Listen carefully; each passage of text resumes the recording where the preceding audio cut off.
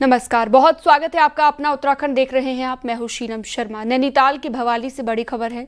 भवाली बाजार में 4 दुकानों में आग लग गई। आग बेहद ज्यादा भीषण नजर आई और लपटें दूर दूर तक नजर आ रही थी और आग की चपेट में एक घर भी आ गया। आग बुझाने के लिए नैनीताल और भीमताल से फायर ब्रिगेड की टीमें बुलाई गई। कड़ी मशक्कत के बाद आग पर काबू पाया गया।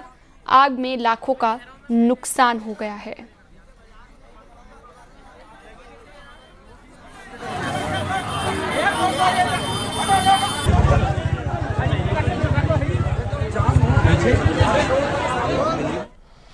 बढ़ते हैं आगे। हरिद्वार से बड़ी खबर है। यहां पर देर शाम बाइक सवार 3 युवकों ने एक होटल कारोबारी पर फायरिंग कर दी। गोली कारोबारी की पीठ और हाथ पर लगी है। फायरिंग में वो घायल हुआ है। घायल को इलाज के लिए हायर सेंटर रेफर किया गया। इस पूरी वारदात का सीसीटीवी फुटेज भी सामने आया, जिसमें बाइक में सवार होटल कारोबारी अरुण कुमार पर गोलियां चला रहे हैं। अरुण कुमार मूल रूप से हरिद्वार का रहने वाला है और हरिद्वार में लीज पर होटल चलाता है। मौके पर पहुंची फॉरेंसिक और पुलिस की टीम ने क्राइम सीन को रिक्रिएट भी किया है।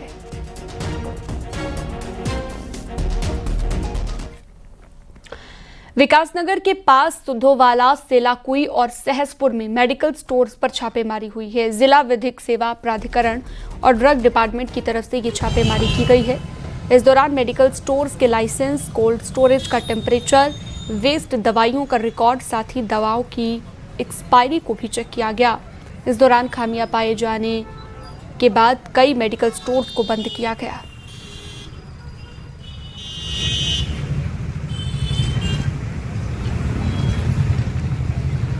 उत्तराखंड में अगले 3 दिन तक तेज बारिश और आंधी का येलो अलर्ट जारी किया गया। देहरादून, टिहरी जिले में हल्की से मध्यम बारिश की संभावना जताई गई है, जबकि हरिद्वार, देहरादून और पौड़ी में 50 से 60 किलोमीटर प्रति घंटे की रफ्तार से तेज आंधी की आशंका जताई गई। मौसम विभाग का कहना है कि 3 जून को देहरादून, टिहरी, पौड़ी और रुद्रप्रयाग में भारी बारिश की संभावना है।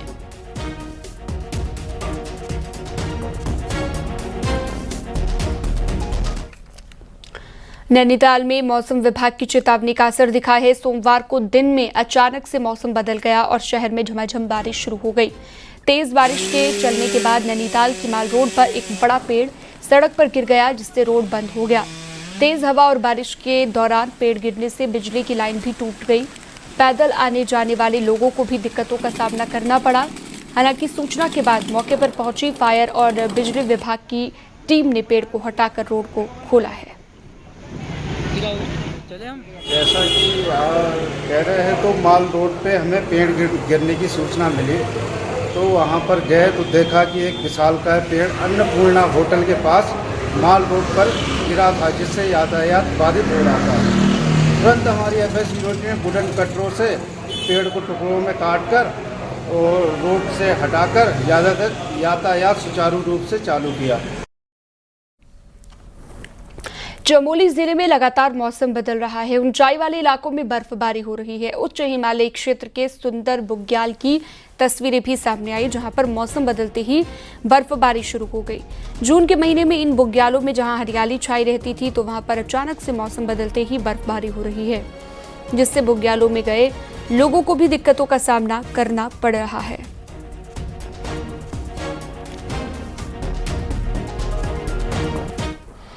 आगे बढ़ते हैं। प्रदेश में जल्द ही मानसून दस्तक देने जा रहा है, लेकिन राजधानी देहरादून में आज भी सड़कों के गड्ढे किसी बड़ी घटना को न्योता दे रहे हैं। देखिए।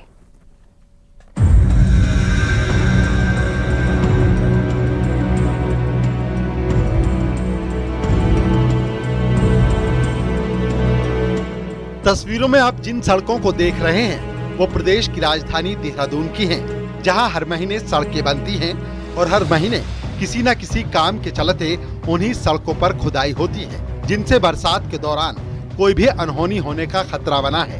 ये राजधानी की मुख्य सड़कें हैं और गलियों के हालात तो इससे भी ज्यादा खराब हालत में हैं, जिससे जनता के साथ अब सत्ता और विपक्ष सवाल उठा रहे हैं और प्लानिंग की कमी की दुहाई दे रहे हैं। पहले सड़क बन जाती है, उसके बाद अगले दिन ही 1 हफ्ते बाद ही उसको खोद दिया जाता है। ये पैसों की बर्बादी है। इनका तालमेल सही नहीं है, सिस्टम सही नहीं है, सचिव फेल है, सारे मंत्री फेल हैं।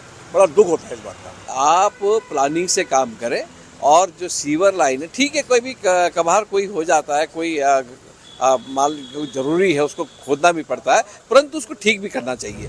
देहरादून में इन दिनों अंडरग्राउंड केबलिंग, गैस और सीवर लाइन बिछाने का काम चल रहा है, जिसके लिए सड़कों की खुदाई लोगों के लिए आफत बनती जा रही है और शहर की हर सड़क पर गड्ढों की भरमार है, जिनमें बरसात का पानी भरने से ये हादसों की वजह बनेंगे। वहीं नगर निगम ने अब सभी एजेंसियों को नोटिस जारी कर दिया है और साफ हिदायत दी है कि बरसात से पहले या तो काम पूरा करें या फिलहाल बंद कर दें। और मानसून आने वाला है, तो दुर्घटनाएं होंगी, बहुत चीजें इसमें, लेकिन विभाग कोई आता ही नहीं, लापरवाही पूरी है, कोई देखने वाला है नहीं। और जो काम कर रहे हैं वो भी थोड़े क्लास को लगा रहे हैं। सड़कें सारी खुदी हुई हैं, तो जल संस्थान है, एडीबी है, इन जो संस्थाएं हैं इनको कहा गया है, इनके अधिकारियों को, कि आपको बरसात से पहले कार्य पूरा करना ही होगा। बरसात से पहले देहरादून की खुदी सड़कों की मरम्मत करना किसी चुनौती से कम नहीं है और जिस पर सही से ध्यान नहीं दिया गया तो खामियाजा शहर के लोगों को भुगतना पड़ेगा। न्यूज़ 18 के लिए देहरादून से सत्येंद्र बर्तवाल की रिपोर्ट। विकसित भारत के विजन 2047 को लेकर उत्तराखंड ने भी कमर कस ली है। सीएम पुष्कर सिंह धामी ने सोमवार को सभी जिलाधिकारियों के साथ वर्चुअली मीटिंग की और गांव से लेकर जिला स्तर तक योजनाएं बनाकर अंतिम छोर तक विकास पहुंचाने के लिए जोर दिया। सीएम ने सभी डीएम को निर्देश दिए कि हर जिले में ये तय किया जाए कि विकसित उत्तराखंड का स्वरूप 2047 तक कैसा होगा। मुख्यमंत्री ने सभी जिलाधिकारियों को 5-5 नवाचार लागू करने को कहा। साथ ही एक पेड़ मां के नाम अभियान को आगे बढ़ाने और प्लास्टिक मुक्त उत्तराखंड के लिए जन जागरूकता अभियान चलाने को कहा है। साथ ही 5 जून से 25 जुलाई तक राज्य भर में बृहद पौधारोपण अभियान चलाने को भी कहा गया है।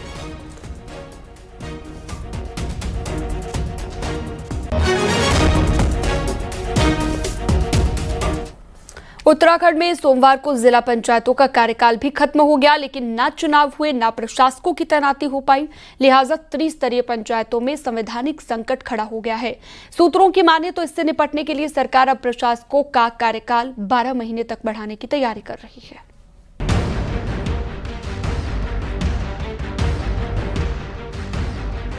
उत्तराखंड में 7,500 ग्राम पंचायतों, 89 क्षेत्र पंचायत और 12 जिला पंचायतों में प्रशासकों का कार्यकाल खत्म हो चुका है। पंचायत चुनाव तय समय पर नहीं हो पाए। दूसरी ओर प्रशासकों का कार्यकाल बढ़ाने के लिए भेजे गए प्रस्ताव में तकनीकी अड़चनें सामने आ गई। नतीजा ये हुआ कि पंचायतों में अब संवैधानिक संकट खड़ा हो गया। सरकार ने अब एक्ट में नए सिरे से संशोधन करते हुए प्रशासकों का कार्यकाल 6 महीने के बजाय 12 महीने बढ़ाए जाने का प्रस्ताव राजभवन को भेजा है। कि अब बाकायदा राज्य सरकार ने जो मसौदा ऑर्डिनेंस के लिए भेजा है, उसमें जो पंचायत राज अधिनियम है, उसमें जो 6 महीने की व्यवस्था है, उस 6 महीने की व्यवस्था में ही अमेंडमेंट करके 1 साल की व्यवस्था के लिए ऑर्डिनेंस का मसौदा भेजा है। उम्मीद करते हैं कि शायद उसको राज्यपाल महोदय की स्वीकृति प्राप्त हो जाएगी। जो हमारे शासन में जो अधिकारी बैठे हैं, उनकी लापरवाही से इस समय प्रदेश में गहरा संवैधानिक संकट पैदा हो गया है कि आज आप देखिए कि इस समय जो हमारे गांव के लोग हैं, उनको बहुत सारी समस्या का सामना करना पड़ रहा है। अब सरकार को राजभवन की मंजूरी का इंतजार है। तब तक गांव से लेकर जिलों तक पंचायतों में कामकाज ठप रहेगा। हालांकि जानकार कहते हैं कि इससे आम जनता पर बहुत ज्यादा फर्क नहीं पड़ने वाला। नई कार्य योजना नहीं बन सकती है, नई योजनाओं की स्वीकृति नहीं हो सकती, लेकिन जो रनिंग वर्क हैं उन पर काम चलता रहेगा और उनके भुगतान में क्योंकि अधिकारियों की भूमिका होती है तो कोई रुकावट नहीं आएगी। तो मैं नहीं समझता कि कोई बहुत ज्यादा दिक्कत आएगी। पंचायतों के इस मामले को बड़ी चूक माना जा रहा है। इससे पहले हरिद्वार में पंचायतों में प्रशासकों का कार्यकाल दूसरी बार बढ़ाने के लिए अध्यादेश लाया गया था और विधानसभा से पारित कर राजभवन भी भेजा गया था। राजभवन ने कुछ आपत्तियों के साथ इसे वापस लौटाया था, लेकिन उसके बाद इस पर कोई ध्यान ही नहीं दिया गया। अगर उसी पर गंभीरता से वक्त में काम कर लिया होता तो आज संवैधानिक संकट का सामना नहीं करना पड़ता। देहरादून से न्यूज़ 18 के लिए सुनील नवप्रभात की रिपोर्ट।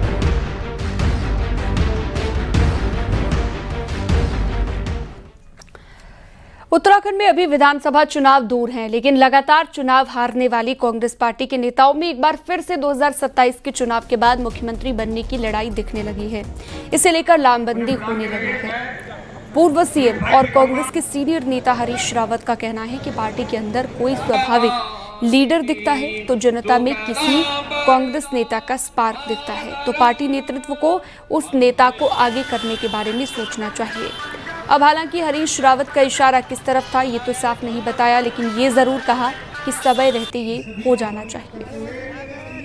उनके साथ ही इससे संघर्ष आगे बढ़ता है।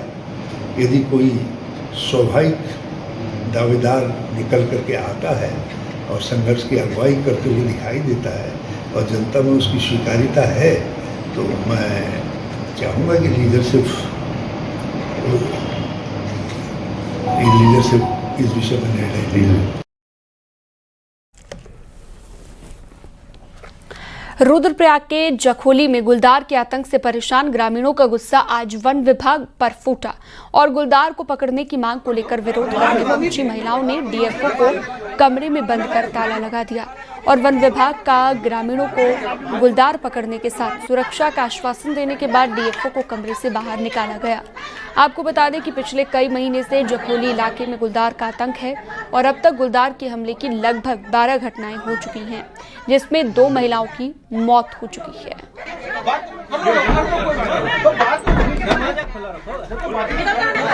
अरे अधिकारी ने जो है आदेश नहीं दे रहे हैं, यहाँ कुछ निष्क्रिय बने हुए हैं, मतलब जनता आपको सुन रहे हैं। हम तो ये चाह रहे थे कि वहाँ जो है मैडम जी से बातचीत हो जाए। अधिकारियों का क्या मकसद है इसमें? अधिकारियों को तो आदेश नेता देते हैं। मुख्यमंत्री पुष्कर सिंह धामी ने प्रदेश के पत्रकारों के स्वास्थ्य को लेकर बड़ा फैसला किया है और अधिकारियों को निर्देश दिए हैं कि पत्रकारों के लिए जल्द ही एक विशेष मेडिकल कैंप का आयोजन किया जाए। मुख्यमंत्री ने कहा कि पत्रकार समाज का महत्वपूर्ण स्तंभ है जो हर परिस्थिति में जनहित के कार्यों को प्राथमिकता देते हैं। पत्रकारों के स्वास्थ्य की देखभाल सरकार की प्राथमिकता है। मुख्यमंत्री ने स्वास्थ्य सचिव आर राजेश कुमार और सूचना महानिदेशक बंशीधर तिवारी को इसके लिए आदेशित किया है।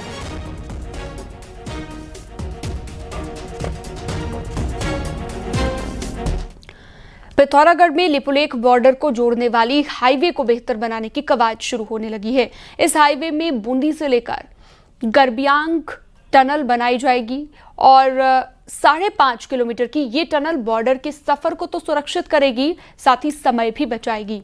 लेकिन जिस इलाके से टनल गुजरनी है वहां पर विरोध भी होने लगा है। देखिए,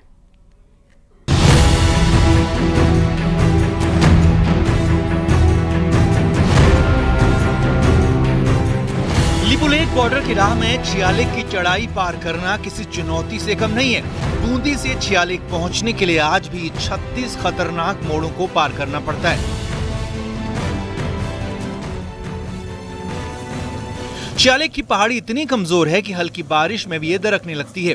ऐसे में बीआरओ बॉर्डर के इस हाईवे में बूंदी से गरबियांग तक टनल बनाने जा रहा है। 5.5 किलोमीटर के टनल को बनाने में 2400 करोड़ रुपए खर्च होंगे। टनल को लेकर 3 डीपीआर तैयार हो गई हैं और इनमें से 1 डीपीआर पर अंतिम मोहर लगना बाकी है। उसमें एक छियालिक जो कि जिसमें कि कई बैंड्स है और पूरा स्लाइडिंग जोन है। विभाग के द्वारा 3 डीपीआर हमने सर्वे की जिसमें अलग अलग साइज की टनल आई हैं।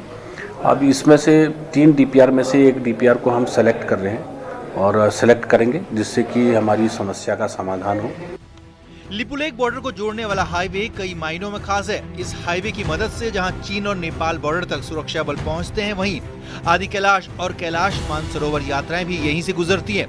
यही नहीं, व्यास घाटी के 7 गांवों की भी इकलौती लाइफलाइन है। ऐसे में इस हाईवे को सुरक्षित बनाना बीआरओ के लिए चुनौती बना हुआ है। बीआरओ जिस इलाके से टनल को ले जाना चाहता है वहां विरोध भी देखने को मिल रहा है। ग्रामीण टनल का सर्वे नए सिरे से करने की मांग कर रहे हैं। ग्रामीणों को डर है कि टनल बनने से उनके गांव को खतरा पैदा हो सकता है। जी, जहां पर इस समय बीआरओ ने टनल के लिए जो भूमि प्रस्तावित की है वो ग्राम पंचायत हमारे गांव के जस्ट ऊपर है। जब भी उस टनल का निर्माण होगा या उस टनल का अप्रोच रोड बनेगी, उससे गांव के खेत खलिहानों को और गांव को नुकसान होने की संभावना बहुत ज़्यादा है। इसलिए ग्रामीण चाह रहे हैं कि या तो टनल की स्थान को थोड़ा सा परिवर्तित किया जाए।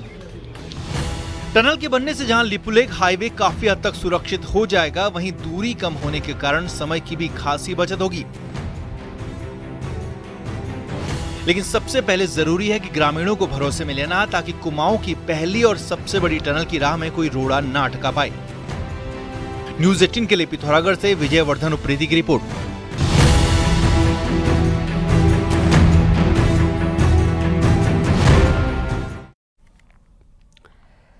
नैनीताल में रेपकांड के बाद हुए बवाल का सबसे बड़ा कारण शहर में हो रहा अवैध कारोबार भी रहा। लोगों का गुस्सा उस्मान से ज्यादा अवैध कारोबारियों पर था। उस समय तो ये लोग गायब हो गए, लेकिन फिर से शहर में अब इनका कारोबार फलने फूलने लगा है। एक नैनीताल से एक्सक्लूसिव रिपोर्ट दिखाते हैं।